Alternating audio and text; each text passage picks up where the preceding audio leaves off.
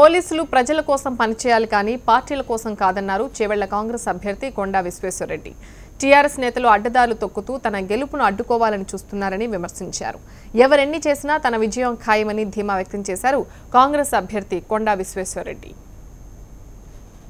ప్రజలు ఎంతో ఆశలతోటి గ్రామీణ ప్రాంతాల సాగునీరు కొరకు తాగునీరు కొరకు చూస్తుండ్రు.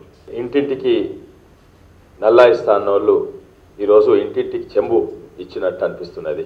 ఎందుకంటే చెంబుల నుంచి బకెట్ల నింపుతున్నారు. ఎమ్మెల్సీ ఎలక్షన్స్ అలా చదువుకున్న వాళ్ళని అవగాహన ఉన్న వాళ్ళందరూ కూడా టీఆర్ఎస్ను రిజెక్ట్ చేసి కాంగ్రెస్కు సిపిఎంకు ఓటేసారు. తర్వాత సీఎం గారి ప్రచారణ తర్వాత వారి మీటింగ్ కూడా అంత సక్సెస్ కాలేదు. అట్లే కేటీఆర్ మీటింగ్ దగ్గర ఇద్దరు యువకులు రాములు ఇంకొకరిను ఆత్మహత్య చేసుకుంటేందుకు పెట్రోల్ పోసుకుంటే లాస్ట్ మినిట్ పోలీస్ ఆపిండ్రు. వాళ్ళకు 2 గంటల్లో వచ్చే పర్మిషన్ మాకు 4 గంటలలో వస్తుంది మీటింగ్ పెట్టుకుంటేందుకన్నా ప్రచారానికి. ఇంకోటి మా యువకులను పోలీస్ పిలిచి కూర్చుండబెట్టి without any complaint without any case కూర్చుండబెట్టి 6-7 గంటలు కూర్చుండబెట్టి కూల్ డ్రింక్లు ఛాయ్ ఇచ్చి మళ్ళీ పంపేస్తుండే. ఎందుకంటే మా ప్రచారం దెబ్బతినేటట్టు. పోలీసు వాళ్ళు పొలిటికల్ గూఢాచారులు తయారయ్యారు.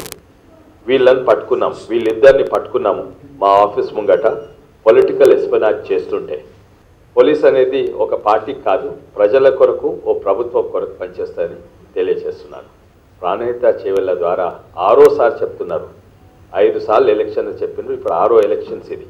2006 ఎలక్షన్స్ కూడా మళ్ళీ అదే పాట పాడుతుండే. ఎవరో మాకు తెలియనోండి ఆ క్యాండిడేట్ టీఆర్ఎస్ క్యాండిడేట్ ఇక్కడ పెట్టి మేము మీ పాలమూరు రంగారెడ్డి ద్వారా మీకు సాగునీరు అందిస్తామని 6వ అబద్ధం చెప్తుంది.